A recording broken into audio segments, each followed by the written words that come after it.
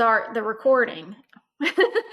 For those that aren't able to join us, we'll be recording this. And again, I just want to welcome all the grant partners. And I'm going to mute myself here and turn off my video, and we'll be turning it over to Lona Brewer and Susie Paul in our office that will take you through grant reporting and invoicing as it relates to your contract with us. So take it away.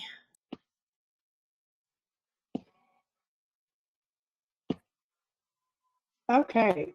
The first thing we're going to do, we're just going to be talking about what the two things that, and now my computer does not want to advance. There we go. There it goes. Our agenda for today, we're going to be first talking about the fiscal reporting, and then we're going to be talking about monthly invoicing, partners accounting system review, USDOE federal grant documentation, and then we're going to be talking about the programmatic piece, the monthly reporting, the online electronic reporting system, the templates. Sometimes you will need to give us immediate notifications. We'll go over those, when those would be our final closeout report, publicity, joint publicity that we would like to undertake with all of our partners, and then some compliance issues. And first on the agenda is Susie. And Susie, I will mute and turn. Thanks. Okay, so the fiscal side. I think most of everybody's familiar with this, but we will go through it. You know, your invoice is due the 15th of the following month.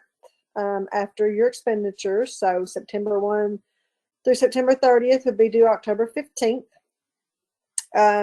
You are required to submit an invoice with your backup documentation. If you cannot generate your own invoice, I have a draw request that it's just kind of a generic form thing that I'll outline your budget on, and then you can use it every month to kind of keep up with charges and what's left and current expenditures and what you've spent to date and how much you've got left for the month or for the budget. If you have no expenses for a given month, you just need to submit an email to the energy.grants@ky.gov email address. And in the subject line, put your PON 2 number, which is your contract number. And then, you know, in the body of it, just put no expenditures for the month of October. And then that way I document that I've heard from you for that month and that you haven't had any expenditures for that month. Lona, can you flip the slide?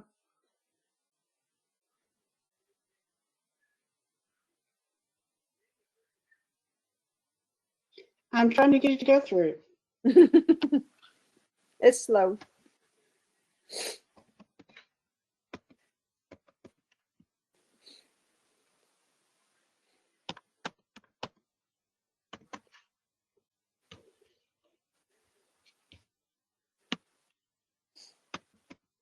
There we go. There it is.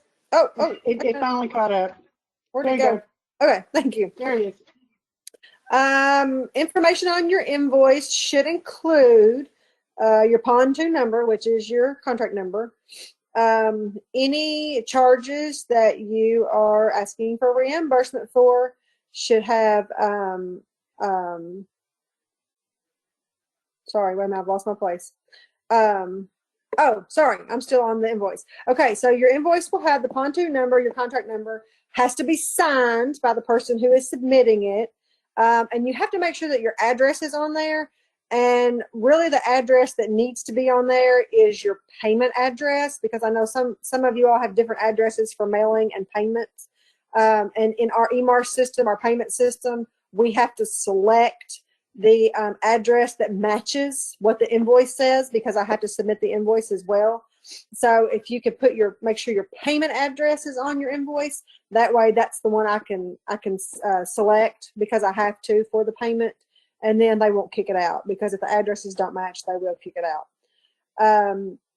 Anything you submit to me, anything regarding your grant with us, has to, you have to keep those records for a minimum of 3 years from the date the grant closes out. So if it closed out June 30th of 2021, you're going to keep those till June 30th of 2024. If you should happen to complete your work on the grant prior to the contract end date, which your all's end date is June 30th of next year, then you would just notify the program manager and myself and just say, you know, we've done all of our work, the money is all spent out, or we've spent what we're going to spend. And then from that point, it's perfectly fine to do that prior to June 30th. But just know that if you have money left, you can't open that back up if you change your mind. So if you know you're done, that's perfectly fine. Or if you spent out all the money, that's perfectly fine. You just send a final invoice and a final programmatic report that says, you know, that your invoice is going to be marked final at the top. You just write final across the top of it. And then your programmatic report, I'm sure, has got a place on it saying that that's your final report, and just kind of gives a roll up of the whole project in itself. Payment will not be made until that final report is submitted. So when you submit one, you might as well go on and submit the other one. So I think that's all on that slide, Lona, if you want to go next.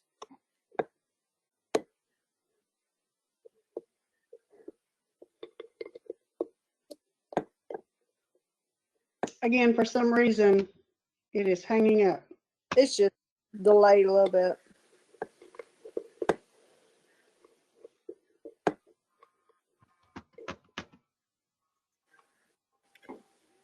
Lona's hammering on her computer. I am hammering on my computer.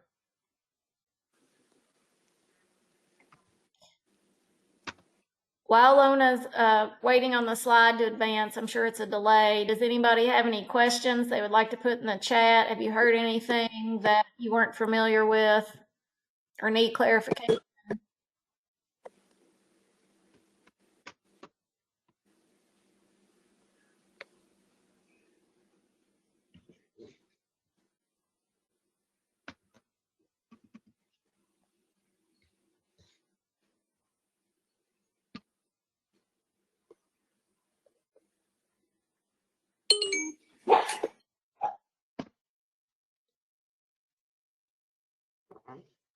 I'm not advancing.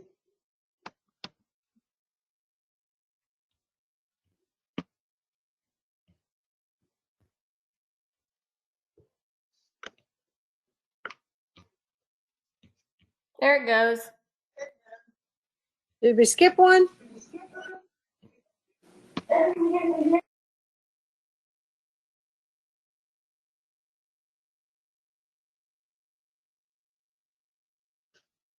I feel like it skipped one or two.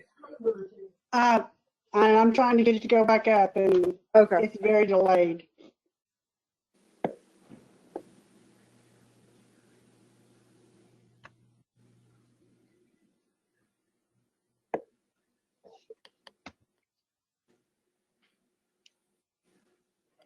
So just to reiterate, it's Kenya. You'll need detailed documentation for Susie, 15th of the month. And even if you do not incur any expenses, we need to know about that. The email is energy.grants@ky.gov.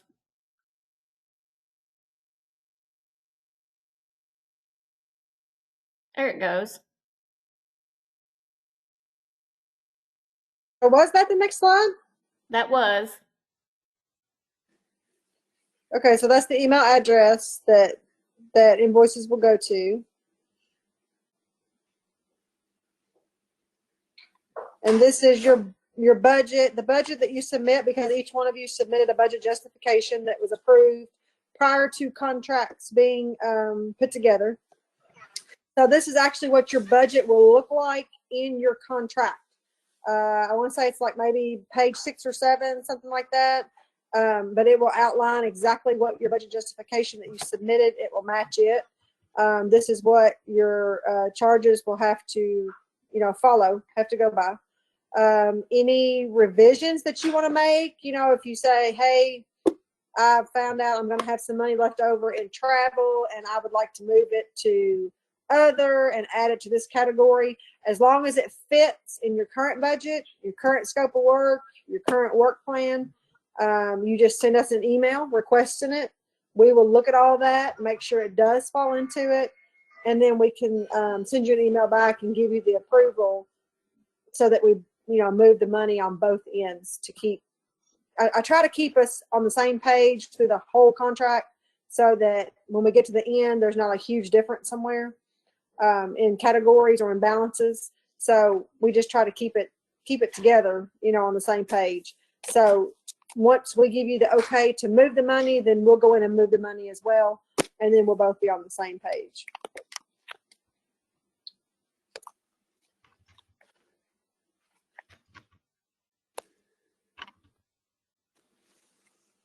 And Susie, one thing, I'm going to jump in here because I know Lona's going to be working on the slides. So you can make a request to change the amounts within the categories as long as it's within your scope of work. Now, if you want to do something with monies that's not in your scope of work, that will require probably a contract modification more than just a budget modification, right? Correct. Anything that changes the scope of work or the outline of the work is going to be a whole contract mod, which is a whole separate thing. So my advice to some of the partners is make sure that you're very familiar with your scope of work and the activities, and as those line up with the budget that's in your contract. Now you can move within those budget categories as long as you notify Susie and us, and then we review the requested change. But if you need to do something else, if there's something that happened and it's not in your scope of work or your activities, then we have to go into another discussion, which would be a contract modification, and we like to avoid those as much as possible. Correct. Because honestly, if you do go through, if you do want to change in your scope, that opens it back up, and you're in modification mode through the Finance and Administration Cabinet as well, which means you probably have at least a month to 6 weeks, possibly 8 weeks of not being able to do a draw request while it's under modification.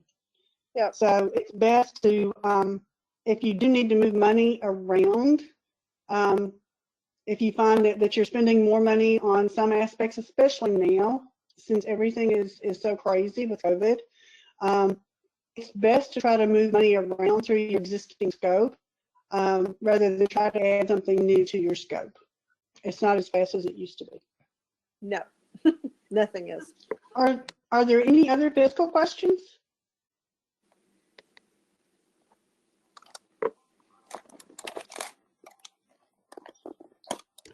Kenny, are you seeing anything on the chat?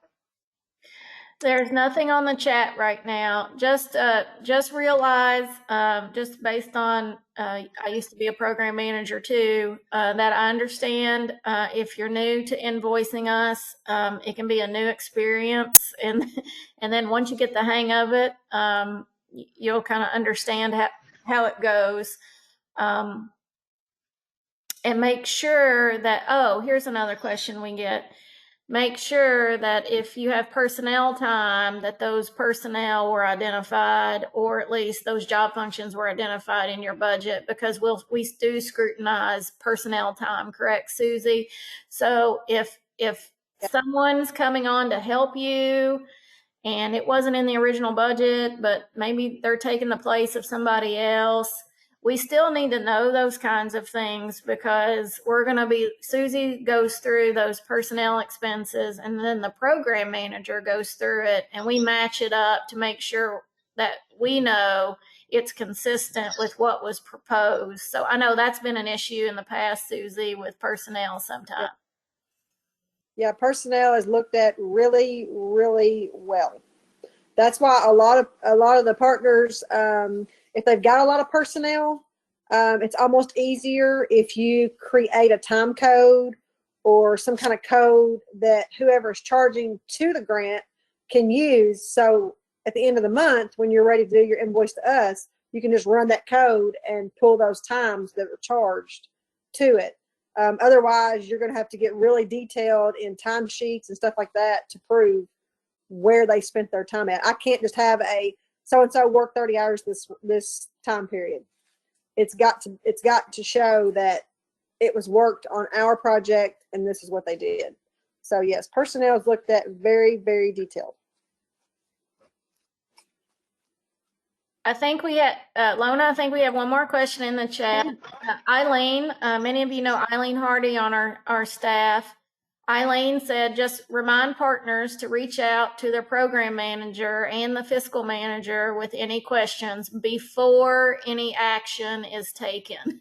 So you don't come to us after the fact requesting approval or forgiveness. We've run into that in the past. So just make sure you ask in advance.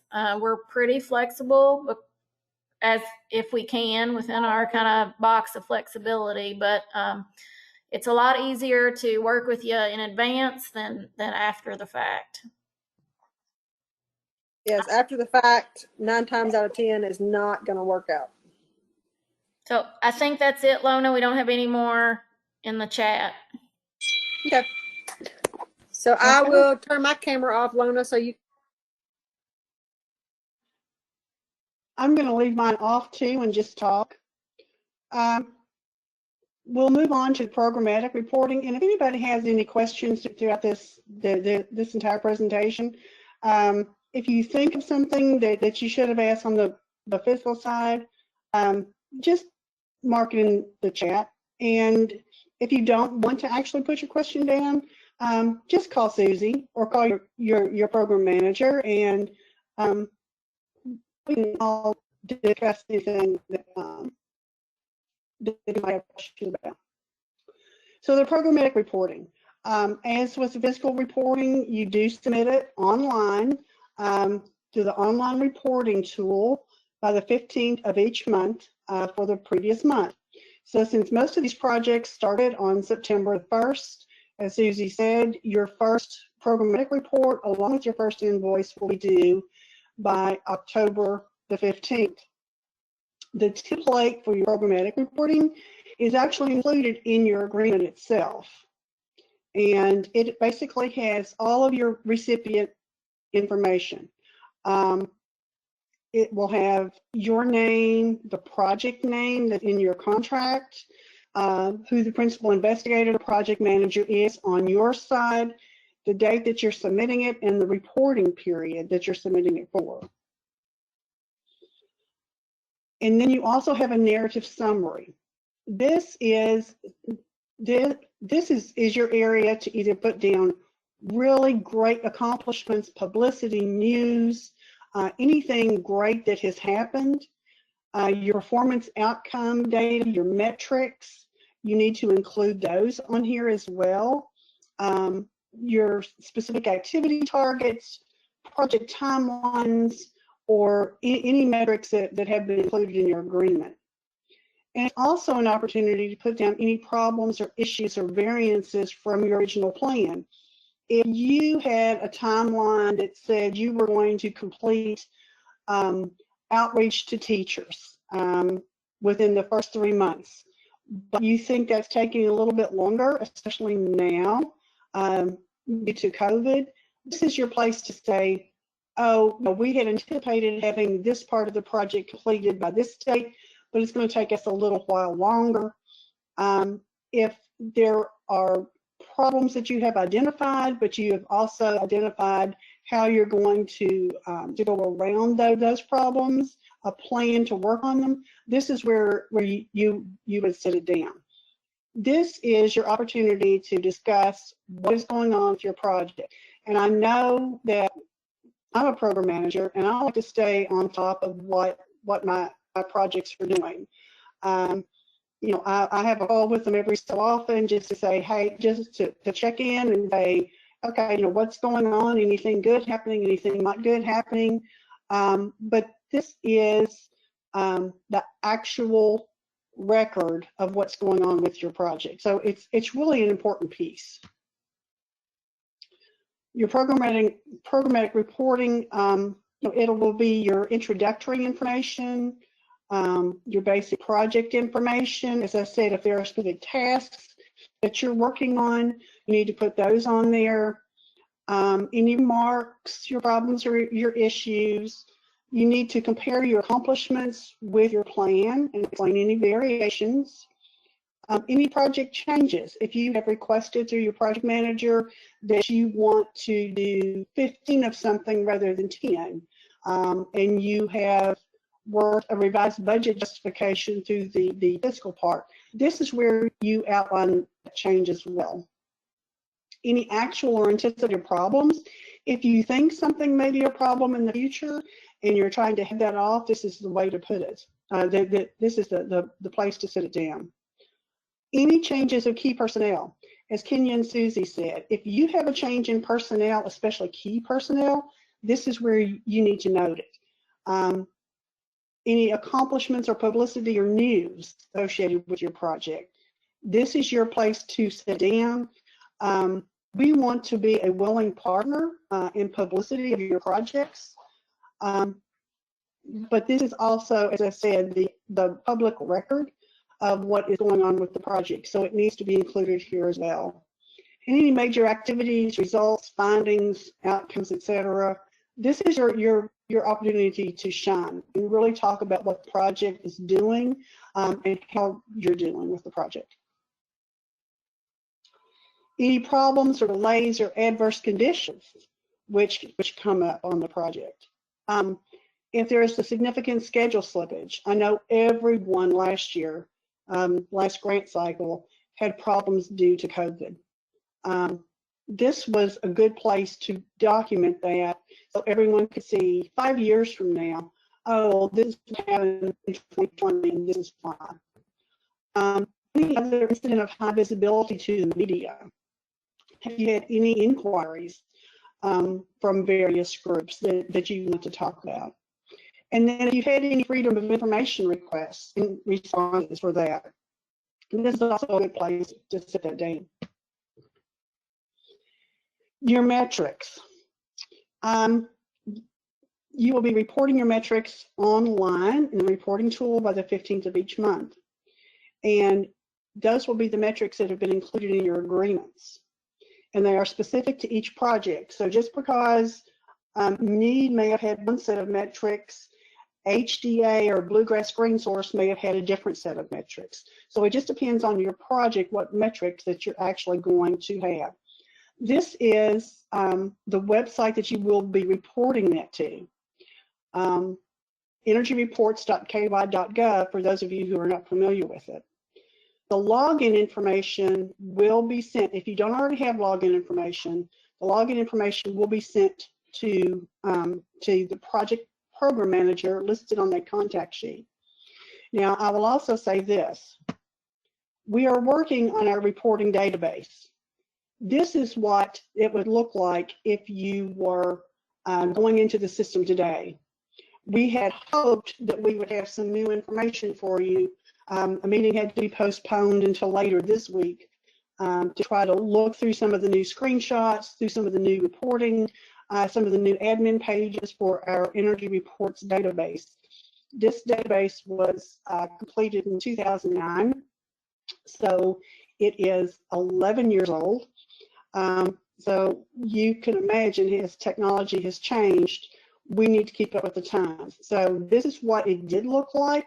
We're not exactly sure if the screen is going to stay the same or whether it will be different, but you will see the Office of Energy Policy. You will see a username and a password. So that is still going to be relative, whether this is the screenshot that you'll be seeing or one of the others. Hey, Lona, There are some things that you need. Sorry, Sure. it's Kenya. Just one thing for all grantees. Your monthly programmatic report is a requirement of your contract. If for some reason our grant reporting database is down or you don't have your login by October 15th because we're doing updates, you still need to make sure your program manager has your monthly programmatic report. And then we will file that away as an electronic copy on our server until our database gets up and running. So under no circumstances do you get a pass on submitting your programmatic report. So every month, send in your programmatic report. The first method would be through the reporting database, but it's currently undergoing a revamp. So if that's not available, you email that directly to your program manager.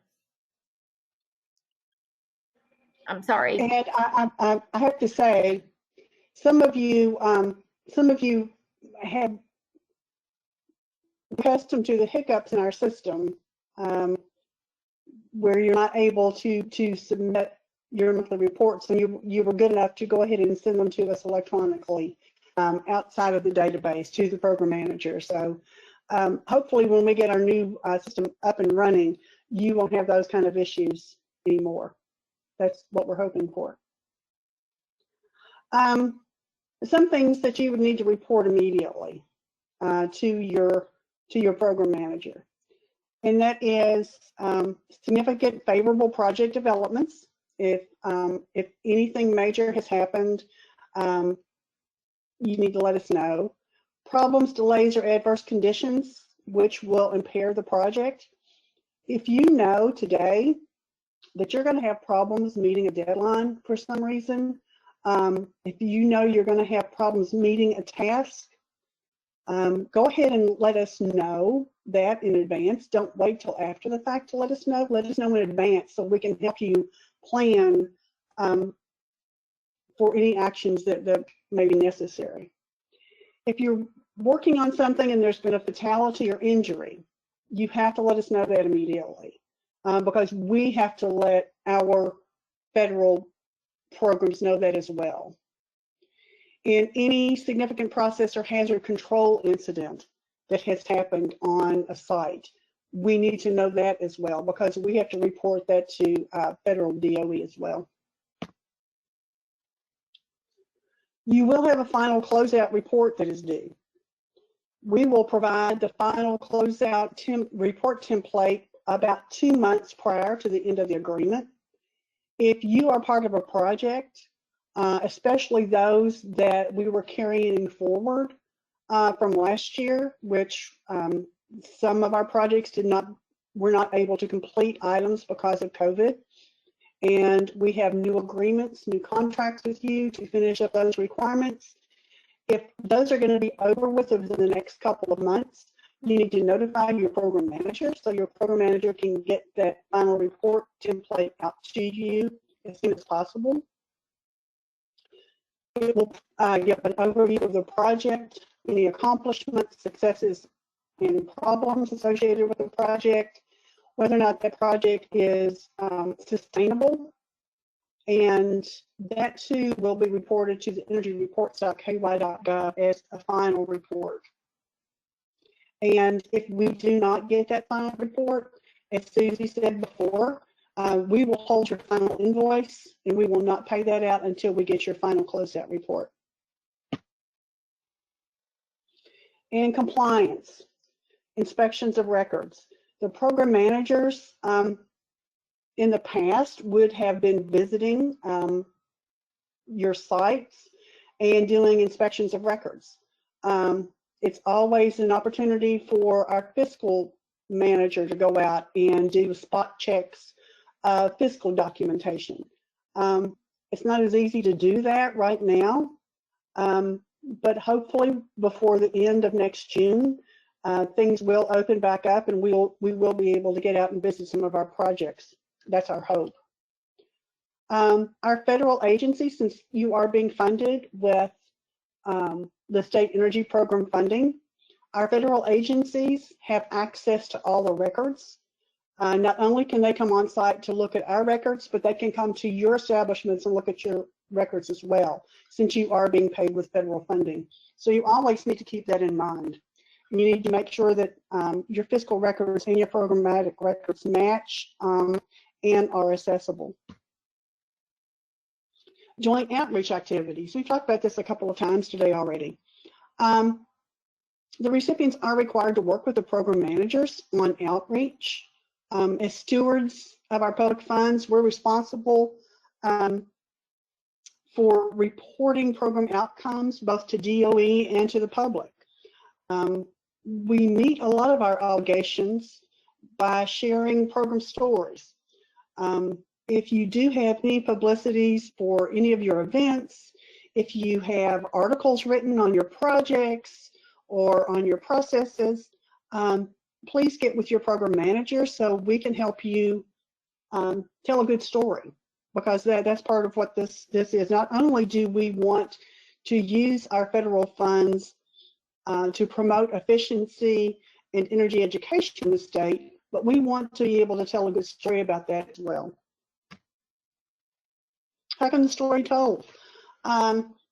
Different venues, press releases, newsletters, your websites, actual events, collaborative publications, email blasts, workshops or conferences, any articles, as I said, that are being written, pictures and success stories, quotes from partners and participants, your quantitative data toward the end of your project, and again, any media access that you all are seeing. Also, I'm sorry, Lona, just going to chime in real quick. There's language in your contract. If you produce a resource where there's language about how you have to give specific credit to where the funding came through from the state energy program. We also ask our partners on any press releases, social media, if you're advertising an event, that we have standard language we include where you acknowledge that this project is funded through federal state energy program funding and work with the Kentucky Office of Energy Policy. So we have specific language that the program managers will have you use. That's part of our commitment to our federal partners, as Lona said, but it's also, there's some language in your contract regarding any kind of work products you produce that have to have the statement about where that work product was funded from. If I'm correct, Lona. You are correct. That's under the federal documentation, part of the federal requirement for the end of year agreement. Because honestly, we have had partners send out things on social media, advertise, and they forget to acknowledge that the project's funded through our office, and that just helps us tag it.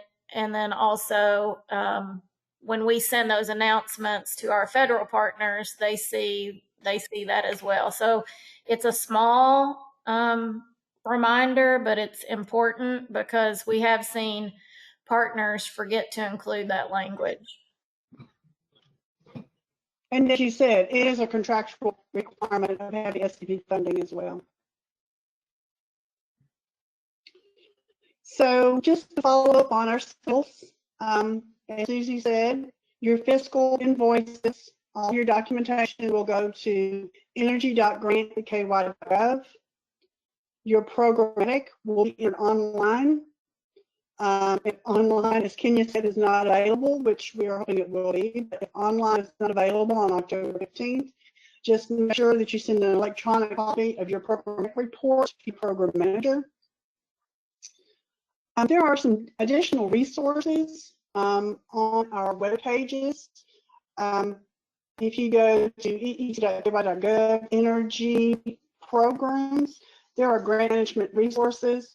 It actually includes some of the templates. It includes some other resources that you may want to take a look at. Just as you're moving forward, it's just got some good basic information. Are there any additional questions? I think we do have one. Hold on.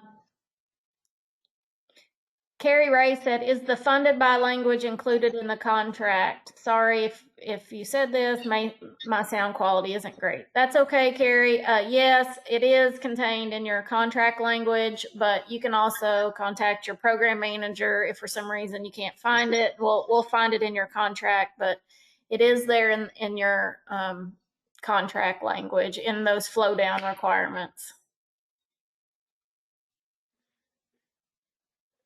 Hey, Lona, I have a question, and Susie, that's just a frequently asked question. Questions about buying promotional items and food, because we get those questions a lot. So I'll let you and Susie take that, because inevitably every grant cycle, it's I want to buy promotional items or I want to buy food for an event, and we always face those questions. So food, you have to, number one, it has to be in your budget already. Number two, if you're having a workshop and you want to provide lunch, you can do that as long as you are having a speaker during that lunch hour. You can't just buy lunch for them because they're there. You have to actually provide a speaker during that lunch hour. This would already have to be in your budget, approved in your budget. And if it was in there, we would have asked you, are you having a speaker? Of course, at the moment, you can't have large gatherings of people. So this kind of isn't a problem at the moment, but we do have a lot of questions about the food. So that's the stipulation on that, and that's the federal regulation. We do not purchase marketing items, shirts, cups, pins, that kind of stuff. We do not purchase those. That is not a reimbursable charge. And again, if that would have already been in your budget, we would have already spotted it and said that's not an allowable charge. And I know Susie and Lona, you all want to address this too. If any of you, as a result of your program, bring in income, either through a registration fee. Oh, that was my next comment. Yeah, either a registration fee or any other source of income into your program. I'm going to let Lona and Susie, we call that program income, and there are specific federal stipulations on how grant partners have to deal with program income if they're also receiving federal funding. So I'm going to turn it over to Lona and Susie on that one. That's another question. We've gotten that in the past too. So take it away. Yes, program income is a whole other can of worms. So if you're holding a workshop and you do charge registration for it, you have to send us reports of registration fees paid, of program income that has come in. It has to be kept track of, just like expenses do. We have to have that reported to us. And that money has to be used before you can ask us for reimbursement for anything that is on your budget. For example, if you do a workshop and you bring in $1,500 of registration fees, that $1,500 has to be used before you can ask us for reimbursement for any of the expenses that you've incurred. Room rentals, AV rentals, speaker fees, anything like that. So most of the time, if you haven't already planned for this, because you really don't know what your program income is going to be, because you don't know, how many people is going to register for your event. Most of the time, those grants will have funds left over, because a lot of times you don't realize that you cannot make money off of a federal grant. So therefore, that money has to be used first. And we've actually had grants in the past that didn't realize this, and we have paid them very little money because they have taken in almost as much in registration fees as what the costs were going to be. And they were not happy because they thought they were going to make that money, and you cannot make money off of the federal contract with us. So that's a whole other can of worms that has to be discussed prior to.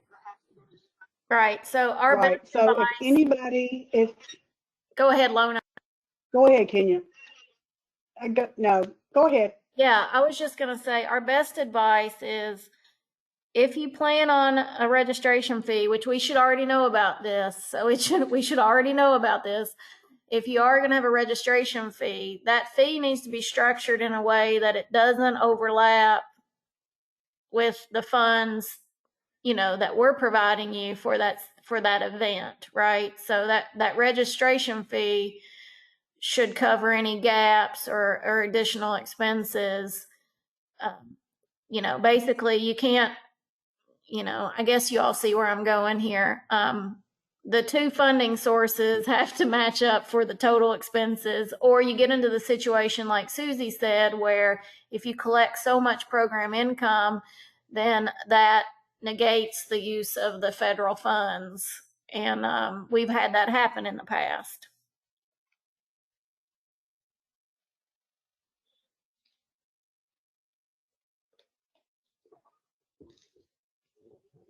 Are there any other questions this afternoon? And again, if we get off this webinar and you have either fiscal questions or you have programmatic questions, please do not hesitate to pick up a phone, call Susie, call your program manager. And if we as program managers don't know the answer, we'll get with somebody else that does and get an answer back to you. And stay tuned for your login information for our electronic system. And if for some reason we don't believe it's going to be up and running, we'll send out a separate email to all of our projects and let them know just to submit those programmatic monthly reports to your program managers directly. If we don't have any other questions, I don't see any of them in the chat. Just a few reminders before we finish up. Please make sure you have actually read your contract. And if you haven't read it, I would strongly encourage you to read it, including all of the flow down requirements, and talk about that with your program manager.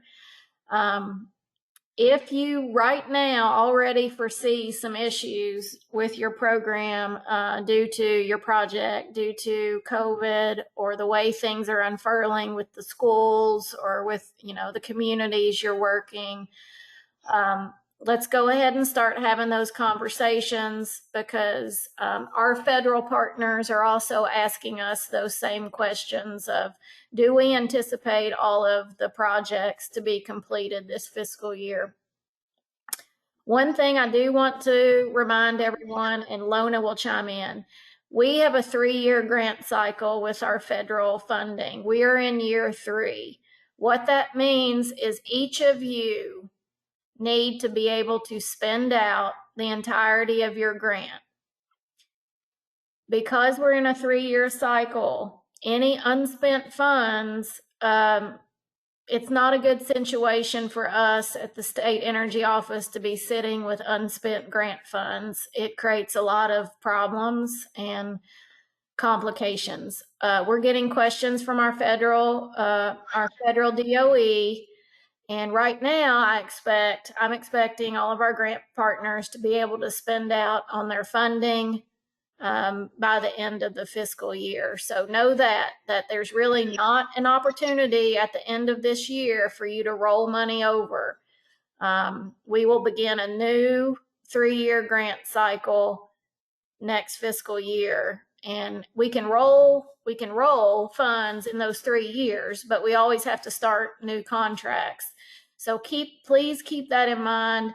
This is the year where each of you need to be thinking about spending out your grant funds. If not, then we have to explain to DOE why we have funds left over. That doesn't look well on us, and it also could jeopardize our future funding if our grant partners are unable to spend out. And I know, Lona, I'm sure you can appreciate, Lona's always telling me we're in the 3-year cycle. Everybody needs to spend out. So please keep that in mind. If it looks like you're not going to be able to spend out, we need to know as soon as possible so that we can start talking about some alternative scenarios, if there are any. Lona, do you have anything to add? That was my big one because that's been on my mind lately. I've had some discussions so far this year already too. The state legislature only gave a 1-year budget, which means even if we could roll the federal money over a year, we have no authority to be able to extend a contract past June 30th. So we need, as you said, to make sure that we spend our money as we anticipated, and if we can't, to make sure that you let our offices know. You said it much better than me.